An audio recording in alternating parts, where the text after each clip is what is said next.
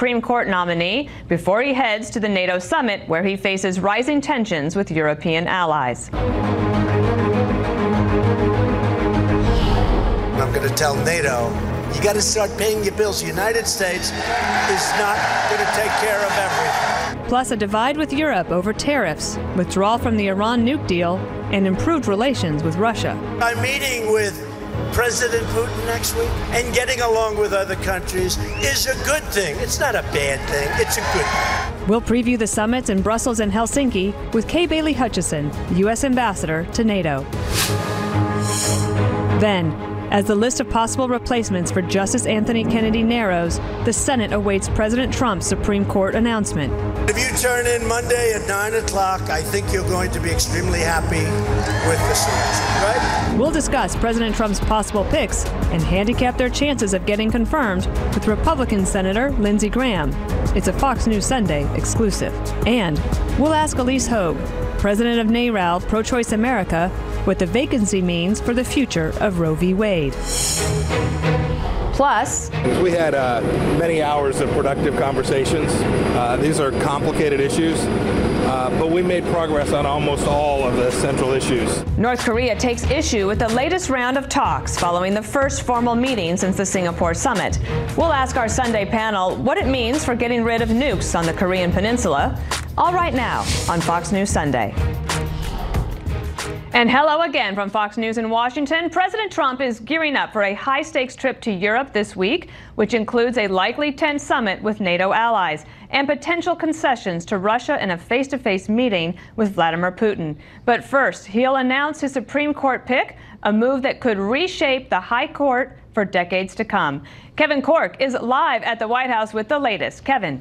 Dana, White House sources insist this will not be a nomination by committee or by congressional lawmaker input. This will fall on the president and the president alone. But that hasn't stopped competing voices on both sides of the political spectrum from trying to influence his choice.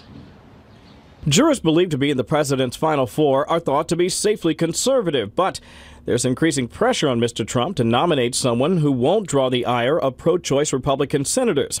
That could complicate the bid of Judge Amy Coney Barrett, whose Catholic faith has led some critics to opine, without evidence, that she'd vote to overturn Roe v. Wade. But selecting a judge with a fairly limited paper trail just to avoid a fight in the Senate is risky. Such was the case with David Souter, former justice who, despite being nominated by a conservative president, George H.W. Bush, proved to be anything but. In choosing Justice Kennedy's replacement, my greatest responsibility is to select a justice who will faithfully interpret the Constitution as written. Monday's pending Supreme Court announcement comes just ahead of the president's trip to Europe for the NATO summit and a pair of bilateral meetings with Britain's Theresa May and Russian President Vladimir Putin, the latter of which could prove pivotal in shaping Mr. Trump's vision of U.S.-Russian and U.S.-European relations. This as the president's top diplomat, Secretary of State Mike Pompeo, sailed into decidedly choppy waters in his ongoing bid to get Pyongyang to give up its nuclear ambitions, with the North describing the U.S.'s tone in the latest talks as regrettable and gangster-like. We had good faith, productive conversations, which will continue in the days and weeks ahead. In the meantime, sanctions remain in place. Meanwhile, the president's top diplomat, Mike Pompeo, not only sailed into choppy waters, he is away as there are new developments on this conversation between the president and Bob Mueller. Have you heard about this? The special counsel now getting new conditions set by Rudy Giuliani, who told the New York Times he'd have to see how the basis of that sit-down would go, Dana, so that the Trump team could assess the Mueller team's objectivity. Very interesting indeed, Dana. Indeed. Kevin Corke, thank you. Reporting from the White House. We appreciate it. And joining me now from Brussels, the U.S. Ambassador to NATO, Bailey Hutchison. Ambassador Hutchison, listen to what President Trump said about NATO on Thursday. I'm going to tell NATO, you got to start paying your bills. The United States is not going to take care of everything. And we're the schmucks that are paying for the whole thing. And then the Washington Post reported Trump, for his part, frequently tells European leaders how much he dislikes the EU and how it is worse than China. Ambassador Hutchison, what do you make of those comments? And is it possible for the president to convey a sense of cooperation, because there has been significant progress that NATO has made.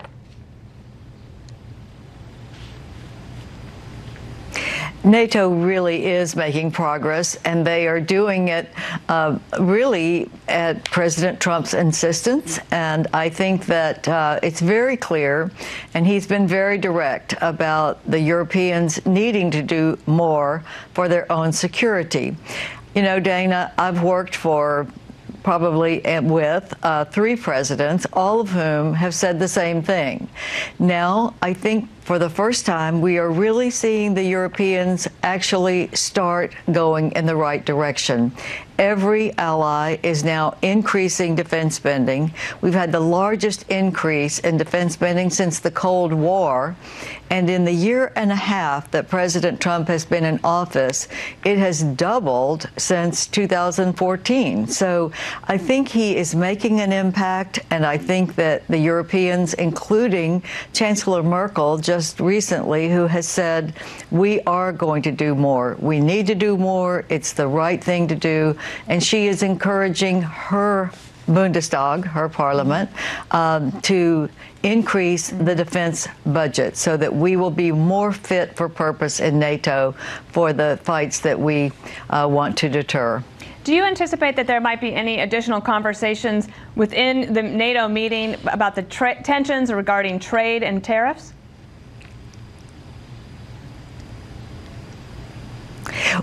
One thing I will say is that in all of the disagreements that we have seen at the G7 and with allies with whom we are now having trade talks and negotiations and tariffs, that has not come up in the NATO context.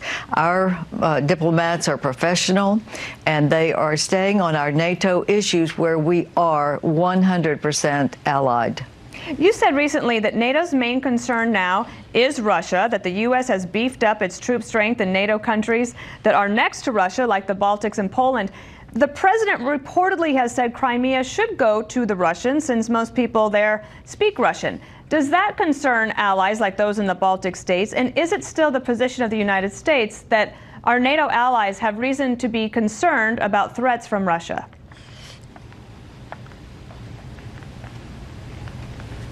Oh, I think definitely we are hardening our defenses as a deterrence against the invasion of any outside influence. It is most certainly Russia, which has had much malign influence that has been an attempt to destabilize our alliance and our allies. It's also counterterrorism. We have a major effort, and it was President Trump's request that we prioritize at NATO more in the counterterrorism area, which we are doing. So I think it's very important that we support the Ukraine and the illegal invasion of Crimea and the also still tension area in eastern Ukraine. Ukraine is trying very hard to be a strong and sovereign nation, and NATO is committed to helping them do that with the reforms that they are seeking. So I do think that we are allied in that, and I know that all of us, and the United States is right there too, want to assure that we have the mutual defense against any kind of malign influence that Russia might attempt, and most certainly the export of terrorism from Afghanistan and other countries that is in our interest to do. Let me ask you about another NATO ally, and that is Turkey. Tomorrow, President Erdogan is going to be sworn in. He will continue his 15-year rule. He now has expanded powers because of that election. The Russian Prime Minister, Dmitry Medvedev, is going to attend the inauguration. Our U.S. ambassador post to Turkey is still open. We have a charge there. Do you have any concern that Russia is trying to flip Turkey?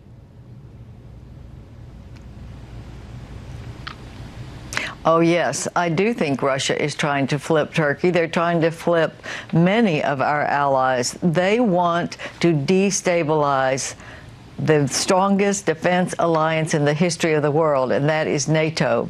And every effort that we can make that strengthens our alliance as well as the partners that we have is very helpful, very productive, and very necessary. And Turkey is one of our alliance most strong members. They are a framework nation helping us in Afghanistan. They have been an ally for a long time, and we will continue to work with them. And we know that Russia is trying to move into that, but they're strong, and they are a NATO strong member. I know that Turkey is thinking about or trying to explore the idea of purchasing an S-400 system. That's an anti-aircraft system that Russia builds, and that the United States is opposed to that. Do you think that President Trump will address this with Erdogan at the meeting this week?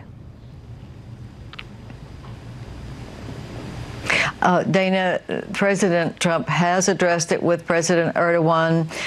We have addressed it at every level. We are very much against that because it will affect the interoperability of our NATO forces in Turkey. We can't have a Russian-built defense system with F-35s going into Turkey. So we are working with Turkey in every way not to put this Russian system in the middle of their country when they are such a strong ally of NATO as well as the United States. Let me ask you about Germany. You've said that there is no discussion regarding U.S. troop withdrawal from Germany, but I understand the Pentagon is undertaking a cost analysis of the 35,000 U.S. troops that we have there. How do you describe within NATO or even to the president the rationale for keeping U.S. troops in Germany?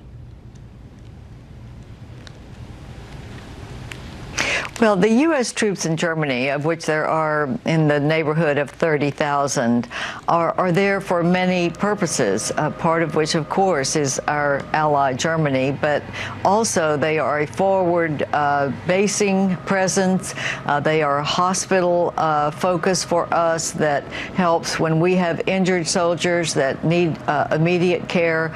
They fly to Germany. They are a basing operation, and they're going to be part of our military mobility in NATO. So there, of course, we want to make sure that we are getting help with the costs of troops in Germany when it is in our interest to have them. That is a negotiation that we always have with countries where we have basing. But I will say that Germany has been a very solid partner in having our troops there, and it has a long-standing support basing both for us as well as for Germany. And let me ask you also about Poland. I understand Poland is lobbying for a more permanent presence, possibly the Baltic states as well. Is the United States considering that, like putting our troops there in Poland? Well, we do have troops in Poland. It is a rotating force, part of our enhanced forward presence, and we have a great relationship with another great ally of ours in NATO, Poland, and they have offered permanent basing. Certainly, we look at all offers made like that, but no decision is being made right now. But looking at it, yes. In fact, Congress has asked that our Defense Department look at the costs involved in new basing of any kind, wherever it might be. All right, Ambassador Hutchison, thank you for joining us today. I hope you have a good meeting this week. Hey, thank you, Dana. It's great to be with you, and glad that you have the Sunday show while Chris is gone. Thank you so much. All right, up next, Secretary of State Mike Pompeo praises progress on his first trip to Pyongyang since the Singapore summit, but the North Koreans strike a different tone. Senator Lindsey Graham joins us next. I'm all about living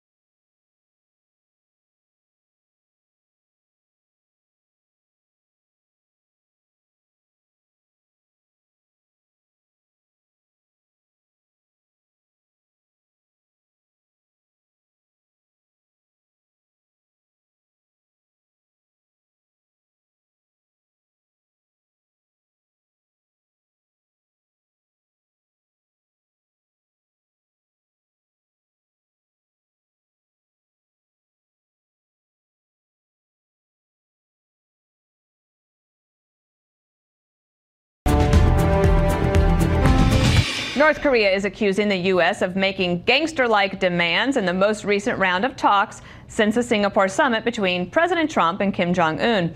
Secretary of State Mike Pompeo, who just wrapped up 2 days of meetings in Pyongyang, maintained his visits produced results, but said sanctions would remain for now. Joining me from Clemson, South Carolina, Republican Senator Lindsey Graham, just back from a trip, so we're glad to have you here. If we could start with North Korea, there's obvious improvement in relations because you have Kim Jong-un used to say that President Trump was a dotard. Now he's actually engaging on policy, but it probably doesn't surprise you that much that the North Koreans issued this statement yesterday saying that the meeting was regrettable, saying we were robber-like, and really pouring cold water on it. What do you think of it?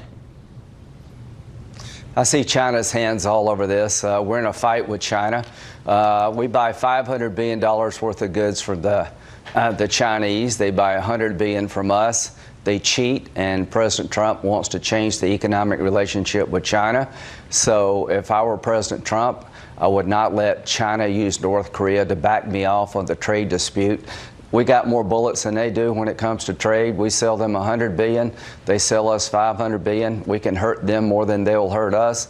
And all we're looking for is for them to stop cheating when it comes to trade. There's no doubt in my mind that it's the Chinese pulling the North Koreans back. And to our North Korean friends, can't say the word friend yet, you asked Pompeo, did he sleep well?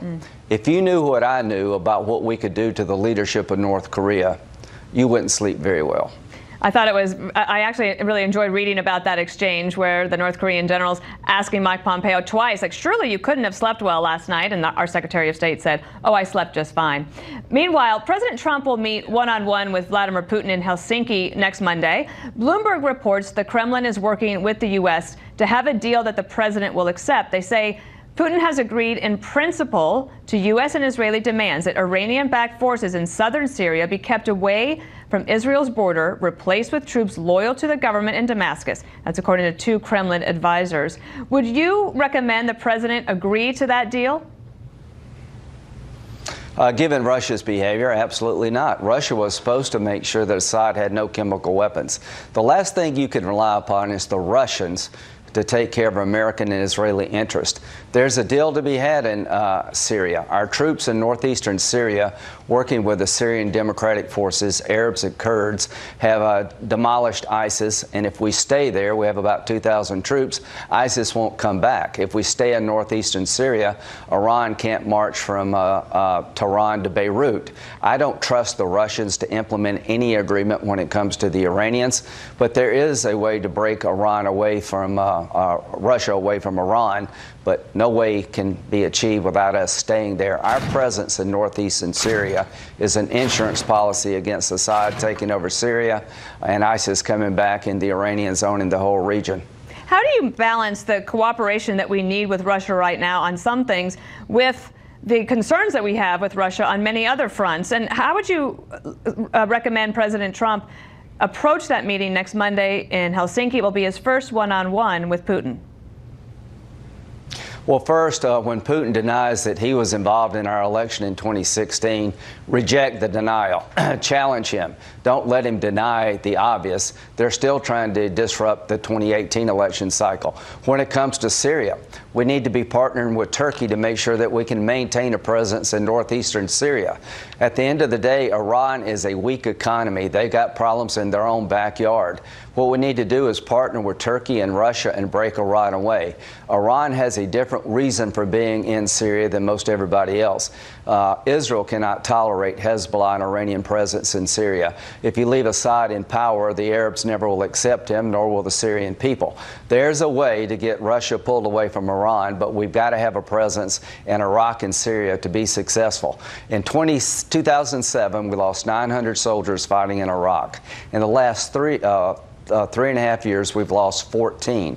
President Trump has done a good job of destroying ISIS and countering Iran. Our soldiers in Iraq and Syria are insurance policies against Iran domination and the rise of ISIS. If we keep this configuration in place, we've got some leverage regarding Russia and Iran. You mentioned Turkey. I wanted to ask you about that. You were just on a trip where you spoke to President Erdogan.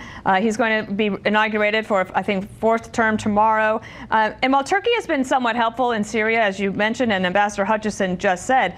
Are you concerned that Turkey is an ally adrift, and is there a strategy to get them back on track?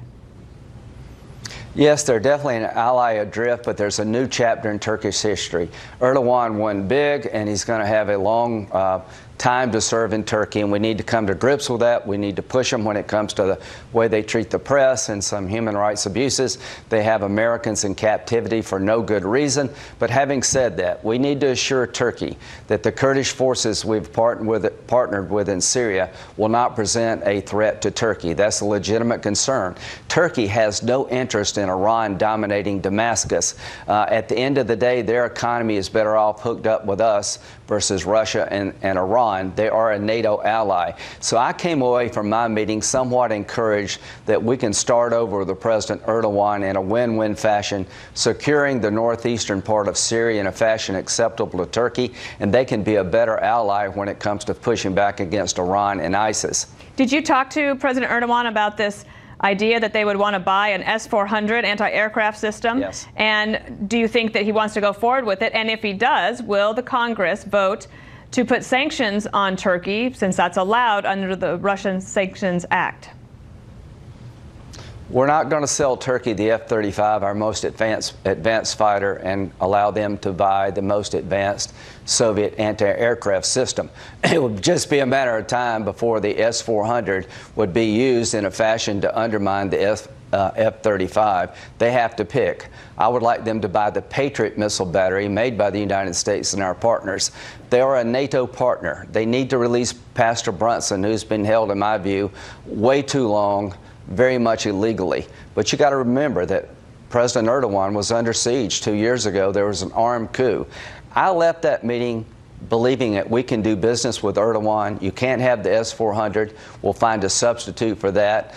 If you release the prisoners that are caught up in the coup, that helps us enormously. There's a win-win situation in northeastern Syria. I think Turkey understands their future is better with the West economically, and I'd like to do a free trade agreement one day with Turkey when they get their house in the order, and that would neuter Russia and Iran's influence vis-a-vis Turkey better than anything I could think of. I wanted to bring up Pastor Andrew Brunson. I think we have a photo of him here. He's been held for 2 years. This is of great concern to the president and to the vice president. Did you get any indication that he'll be able to come home soon? I met with him. Here's what was interesting. President Erdogan met with Senator Shaheen and myself. The next day, he let us go see Pastor Brunson, who is doing well physically, but has been in jail now way too long. He lived in Turkey for 24 years. He has nothing to do with the coup when it comes to what happened in 2016. He got caught up in a net, and he is not a threat to the people of Turkey. That is a defining issue between us and Turkey. But I'm encouraged. I don't believe he would let us go see Pastor Brunson if they were not looking for a way to end this, and they have some other embassy personnel in Turkish prison, and we need to get this issue behind us. I left Turkey thinking that this after the Erdogan's election, we got a chance to do business with him better than in the past, and I hope we'll take it, because we need Turkey and they need us. Sounds like a worthwhile trip. Let me ask you one last question, back on domestic policy. The timing of a Supreme Court nomination seems to not be better for Republicans. You're on the Judiciary Committee. You've been around before for Supreme Court nominations.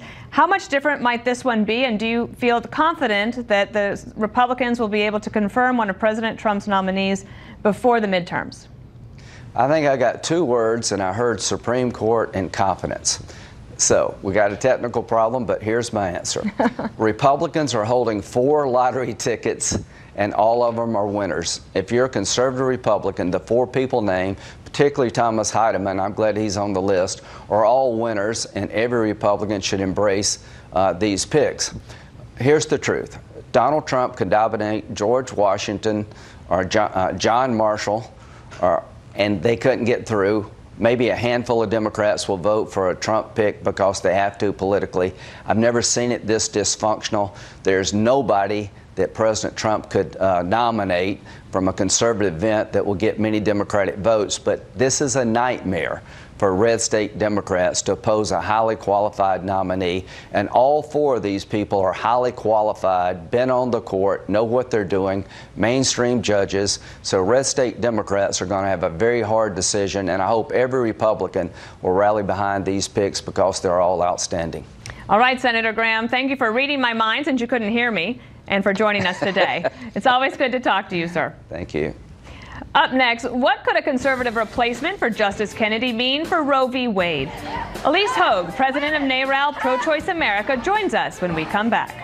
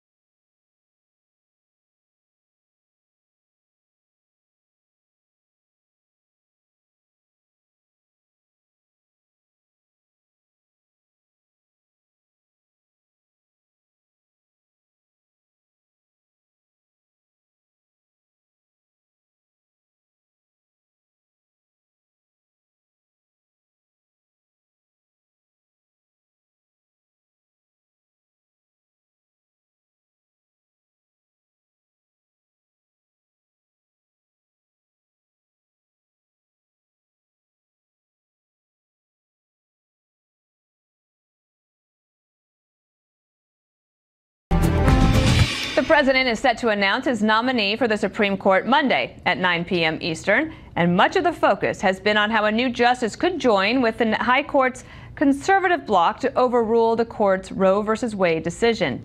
Joining me now is Ilyse Hogue. She's president of NARAL Pro-Choice America, an organization working to keep abortion legal and accessible. Thank you for being here with me. Take a listen to Leonard Leo last week on Fox News Sunday. He's currently on leave from the Federalist Society, and he put together the Supreme Court list for President Trump. I don't think at the end of the day it's about Roe v. Wade. It's about having judges on the court who are going to interpret the Constitution the way it's written. And part of interpreting the Constitution is taking into account major precedents, and that's going to happen. Ilyse, conservatives say the concern about Roe v. Wade is more of a scare tactic than reality. How do you see it? You know, we take the president at his word. He's the president of the United States, and he is certainly the first major party nominee who went on to be president to put a litmus test on Supreme Court justices. And that was to actually overturn Roe v. Wade. So we believe him. He's got a vice president who committed to, throw Roe on the ash heap of history. So we think that's the mindset that many Americans are actually going into this with, because it was such a vocal talking point for him. And then we also know that the backpedaling that's happening now from people who have long been critics of Roe v. Wade is partially because they know what we know, which is most American people actually, regardless of how they feel personally about abortion, believe that legal access is core to our country's principles. In fact, I have some polls, and I think that we could pull them up here. Public opinion certainly has shifted since 1973. It's been 45 years. And 67% of Americans say they do not want to see Roe v. Wade overturned, though there is some variation by degrees. In another poll, 50% say it should be legal under certain circumstances. 18% say it should not be legal at all. So if with 68% of people saying some or no, all restrictions or some restrictions, how do you plan to go forward? And is it a situation where you might let the states decide if there is this public opinion change? Yeah, thank you, Dana. I'm from Texas, and so I'm very familiar with what happens when the state decides. It's, you know, similar to other freedoms and protections of people we've seen in this country. Without a federal guideline that affirms the fact that Roe should be legal, many states already have decided that abortion should be criminalized. In fact, there are states with laws on the books right now that would make abortion a criminal act the minute Roe falls, and that makes women and doctors criminals. And so we think that the federal protection is necessary. We also know that that number of people who say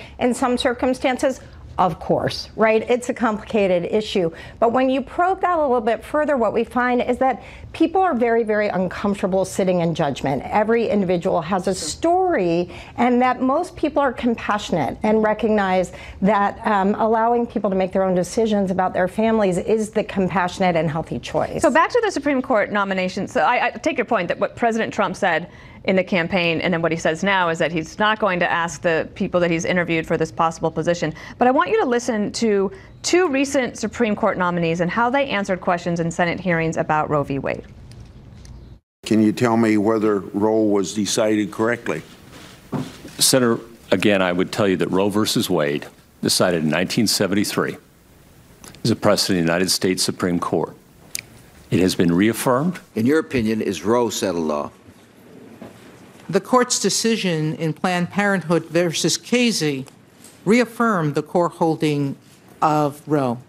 That is the precedent of the court and settled in terms of the holding of the court. So those two seem very similar to me. They're different from the ideological perspective. And if the new nominee actually were to answer it in that way, would that be satisfactory to you? Because President Trump changed the rules of the game when he put the litmus test on the Supreme Court nominee, we think that there is actually, we need an affirmative declaration, right? We need, and I think even Susan Collins said this when she said she needs to see a nominee demonstrate their commitment to upholding Roe versus Wade and keeping abortion legal. But even Ruth Bader Ginsburg said in her hearing that she shouldn't be asked, that she would never answer that because she would, it's a hypothetical that she wouldn't answer. Yeah, and actually, Dana, she did answer that. She declared affirmatively that she believed that Roe should be upheld. What she was speaking to, and what we now call the Ginsburg rule, was speculation on future cases that had not yet come before the court. So we believe that actually what Ruth Bader Ginsburg, and we have the clip, said is in fact perfect, which is that women should be afforded this right to privacy to make their own decisions. It was decided in Griswold, it was decided in Roe, and it is absolutely what most Americans want. So I want to have people take a look at the ad that you have created. This is a full-page ad. I think it's running in many of the cities all across Maine because of pressure that you want to put on Senator Susan Collins. What other strategies and tactics are you going to try to use? And what, at the end of the day, there will probably be a vote. How do you think it'll go? We are really trying to channel our members and the flood of calls we're getting into our office from people who aren't even our members into the senator's ear, which is basically to take President Trump at his word. Don't vote to put someone on the court that will gut Roe, overturn Roe, and criminalize abortion. And we think that's a very compelling message for folks. Do we think Susan Collins is the only person that needs to hear it? Absolutely not. I mean, I think this is a real be careful what you wish for moment for Republicans who have spent decades being able to campaign against abortion, but are reading the same polls that we're reading, which is why you have Leonard Leo backing off, which is most Americans actually really support this. So what about red state Senate Democrats who are up for re-election? Will you be trying to run ads in their states as well? Yeah, I mean, absolutely. I think you're going to see a lot of constituents talking to their senators over the next couple months, and that includes Democrats and Republicans. We don't actually see this as a partisan issue. We see it as an issue of constitutional human rights. And I think that when they hear from their constituents and when they look at the numbers in their states, be it on criminalizing abortion or on, health care, which has become very popular, I think these senators are going to have to really do their job and listen to their constituents. Or to maybe try to pass other laws, because if the Supreme Court justices can't find that in the Constitution, they would probably look to Congress. Absolutely. As well. They're going to have some tough decisions to make. Ilyse Hogue, thank you for being with us today. We appreciate it. Thank you, Dana. And all eyes will be on the president's announcement. That's tomorrow night, 9 p.m. Up next, we'll bring in our Sunday group to preview that selection and what the president hopes to achieve in his upcoming summits overseas.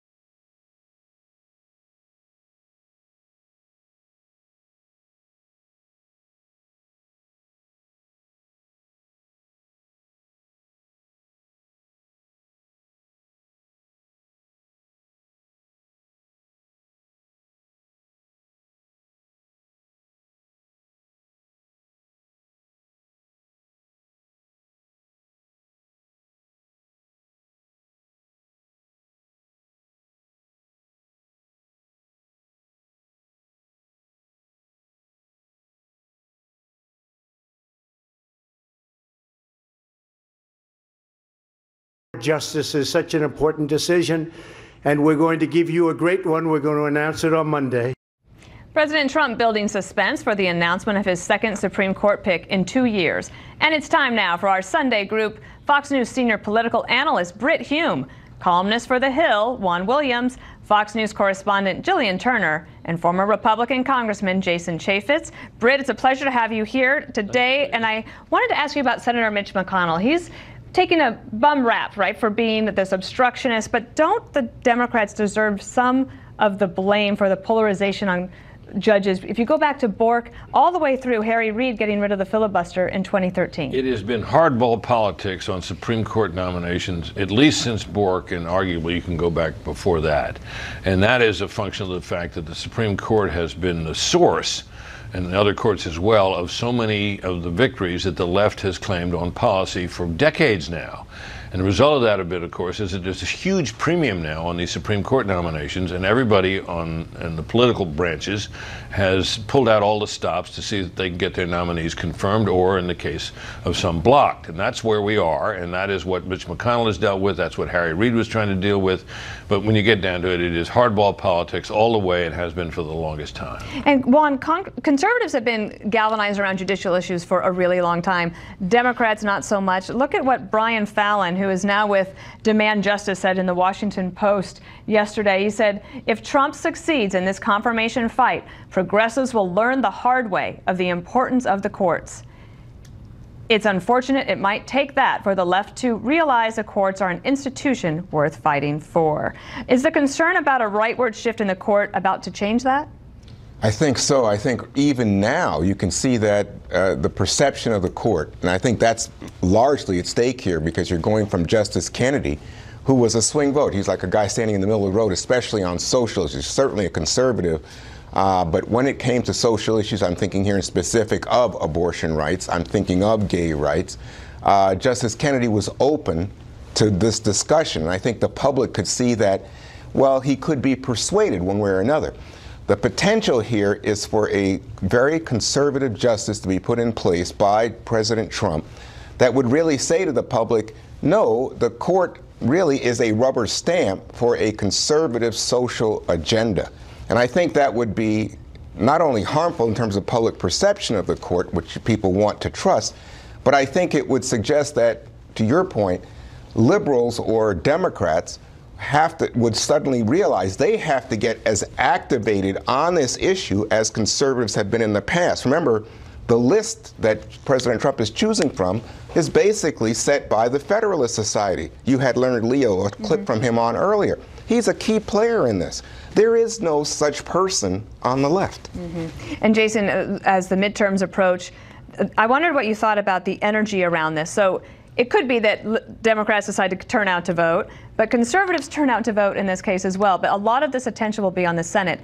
Do the Senate House Republicans run any risk of losing some focus and energy in that regard? I think the enthusiasm gap goes the Republicans' direction. One of the best things that Donald Trump did is put out that list of 20-plus nominees before he was elected. And that gave a lot of enthusiasm to a very conservative base that knew that the court has made critical decisions. And Republicans notoriously have made mistakes in this in the past. They put up some nominees who didn't turn out to be quite so conservative. So even though it's a House seat, they don't get a vote. It's the same base of voters that gets enthusiastic and actually shows up vote, even in a midterm election. Well, we're going to continue to follow this, obviously. I just ask any of you advice you would give to the Senate Democrats who are running for re-election. Vote early with the president, or wait and see if Schumer pressures them to not vote? I think the key for them is what the two potential Republican no votes do. If Collins and Murkowski break against the nominee, that would give political cover to Democrats who were in tight re-election races to possibly do the same. If the Republicans hold, then I think the heat is really on those people. Yeah, and then you could see like a 54.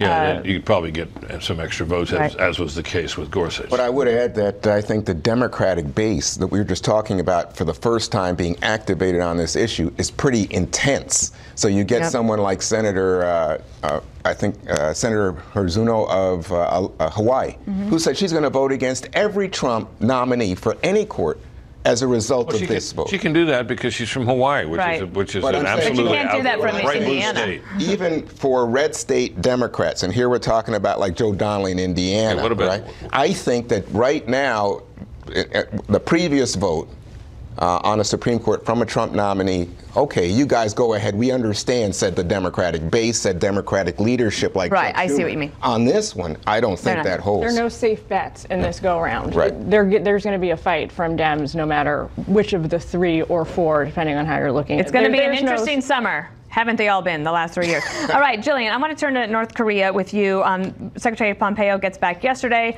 He says, look, I slept very well. There's progress. Do you see the North Koreans coming forward and saying it's regrettable, they treat us like gangsters, as just a bump in the road or a derailment of the process? I was thinking it's interesting you asked me that question, because in my mind earlier what I was thinking to myself is, okay, is this a bump in the road, or does this constitute a crisis? And I don't think anybody knows the answer yet. I don't think the administration, I don't think Secretary Pompeo knows the answer yet, and not because he's not knowledgeable, but because I don't think it's going to take another few weeks for that to become apparent. But one thing the administration is doing now is really circling the wagons. Everybody from Secretary Pompeo, the president, Heather Nauert, the State Department spokesperson, to Ambassador John Bolton, now National Security Advisor, they've got a message. And the message is to stay cool, calm, and collected in the face of this, whether it's a bump in the road or a crisis, and to emphasize that it's a process, and the process is ongoing, and the process is on track. The first thing that Secretary Pompeo said yesterday when asked about the foreign ministry comments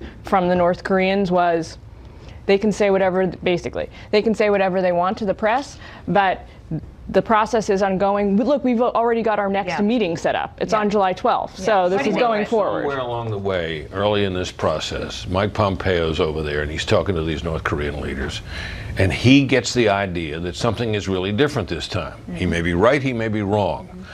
So we move forward. We get to this point. The North Koreans come out with all this bluster.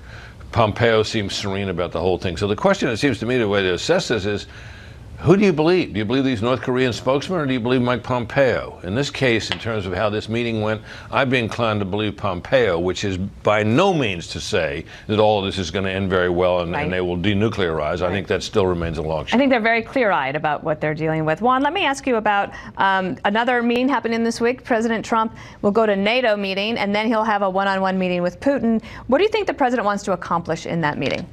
Well, with Putin, I think Syria is the #1 issue, Dana, and the question is about how the Russians play a role in the Middle East. Are they, in fact, linked inevitably with Iran? And you heard some of this from Senator Graham in your earlier interview, where the idea is that you have to be quite clear with President Putin that the United States sees him as an antagonist and someone who's stirring the pot and indirectly supporting Iran's support of terrorist organizations throughout the Middle East. So this is not in our interest. The question is, how do you get him, how do you break that linkage? I think that's what Senator Graham was coming to, making it clear to them. And the second part of it, and I was surprised to hear Senator Graham say this, you got to be quite direct with them about interference in our elections. And we can't get President Trump yet to say directly, hey, Putin, stop it. We'll see what he says. What did you make of the questions about Turkey and what the Congress might do? The frustration, as I understand it, on the Hill is very high.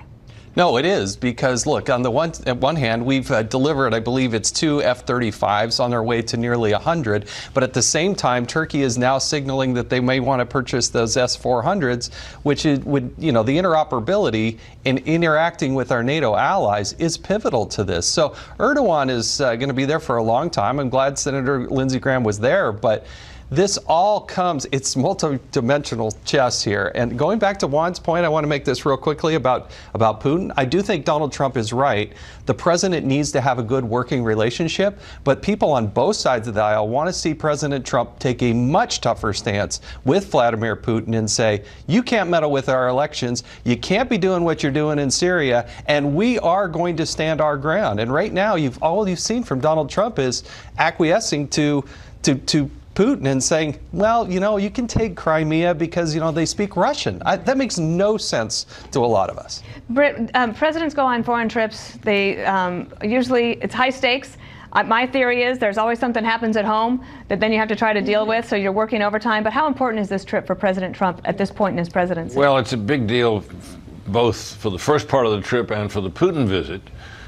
All eyes will be on the Putin visit because of the suspicion held to this day in many quarters that he really has a desire to really snuggle up to Putin and to permit, and he thinks Putin can be a great ally and partner of his. I've long thought that's fanciful, but I think he believes that. Right. And his behavior toward Putin on this and the body language and all of it is going to be very interesting to watch. And the other thing, of course, is will he have a smooth and harmonious meeting with the allies ahead of that?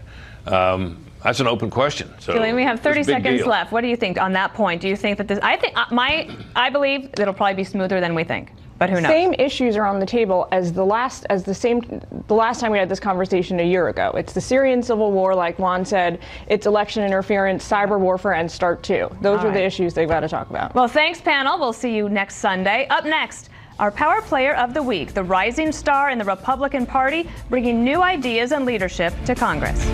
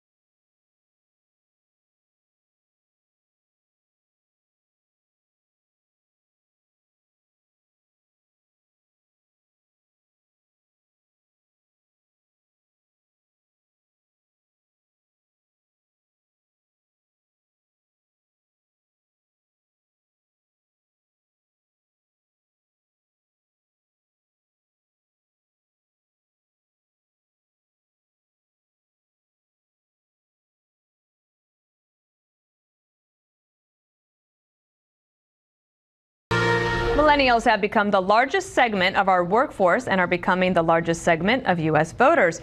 And while they are very negative about Washington, as we told you last November, one of their own is trying to change that. Here's our Power Player of the Week. No, I wasn't scared. I wanted to get some accomplishments under my belt. That's Elise Stefanik, explaining why she turned me down for a Power Player profile 3 years ago, when at age 30 she became the youngest woman ever elected to Congress. I wanted to make sure that my first impression to my colleagues is that I am a workhorse. I invest myself in learning about the policy issues, and I add substantive ideas to the discussion. I rise today in strong support of the conference report for the National Defense Authorization Act. Representing Fort Drum in upstate New York, Stefanik is a member of the House Intelligence and Armed Services Committees. And as a Republican, she wrote a change to Obamacare that President Obama signed. There you go. I wrote and passed the largest fix to our health care law in my first term. We need a new direction. Running on the slogan, New Ideas and New Leadership, Stefanik campaigned on people's frustration with Congress. I would ask every group that I met with, raise your hand if you think Washington is broken. Every hand would go up. Part of her answer used technology and transparency to make Congress more accountable. I used the example of posting votes on Facebook. That's using a new tool to reach out directly to constituents and hear back from them on every single vote. That's something every member should be doing. Is there any pinch me quality of that you are a United States Congresswoman? There are pinch me moments every day when I walk in and see the Capitol dome. Stefanik started in politics a while ago. I ran for student council secretary in 6th grade, and I ran on the platform of bringing a snack machine, and that is very popular among... I was going to say, I figure you won. I won. She worked 2 years in the Bush 43 White House on domestic policy. And that's the approach I'll bring to Washington. Then in 2014, she ran for Congress. How much pushback did you get? You're too young, you're too inexperienced. I got a lot of pushback initially. Very few people took me seriously. Paul Ryan actually was one of the individuals that encouraged me and gave me great advice. You have 2 ears and 1 mouth. Use it in that ratio. Listen to what voters' concerns are. Stefanik won her swing district by 22 points, and in 2016 was re-elected by 35 points. Is it true that when you first got here, you got stopped a lot? I did. And I still get stopped about once a month, going back and forth to the Florida vote. And if I wasn't wearing my pin, there would be many votes that I would have missed. Stefanik is not just young, she's a maverick, often bucking the party line. She voted against the GOP tax bill in November because it eliminates the state and local income tax deduction important to New Yorkers. And that's not all. I've introduced the Republican resolution that climate change is happening and we need to find a solution. While Stefanik has had an impressive start in Congress, she doesn't plan to be there forever. I do think institutionally Congress benefits from having a churn of new members and new ideas. So I don't see myself being here for 25, 30 years. But maybe 15 or 20. I don't know. I'm thinking, every 2-year cycle. I need to go out there and make sure that I continue to earn the support from my constituents. Now Stefanik is trying to get more women to run for Congress. As the head of recruitment at the NRCC, she has worked to nearly triple the number of female Republican candidates running for office this cycle. And now this for a programming note for you. Be sure to tune in next week as Fox News Sunday heads to Helsinki. Chris will kick off Fox News coverage from there ahead of the summit between President Trump and Russian President Vladimir Putin. And that's it for today. Have a great week, and we'll see you next Fox News Sunday.